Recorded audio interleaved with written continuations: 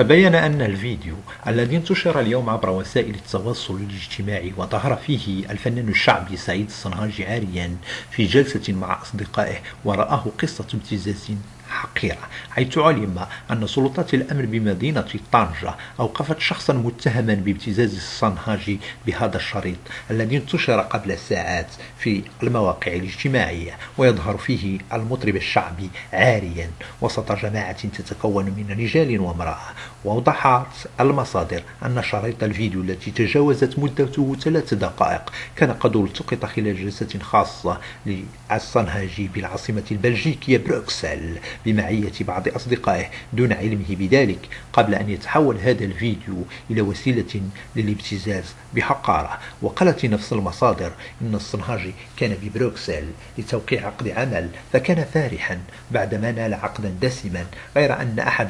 أحدهم لم يرقوا ذلك، فقرر الانتقام منه عن طريق هذا الفيديو الذي التقط في غفلة من الصنهاجي. واقترح المبتز على الصنهاجي منحه 30 مليون سنتيم مقابل عدم نشر هذا الفيديو بعدما أطلعوا عليه، لكن المطرب الشعبي اقترح منحه مبلغ 8 ملايين فقط، وهو ما رفضه المبتز الذي سارع إلى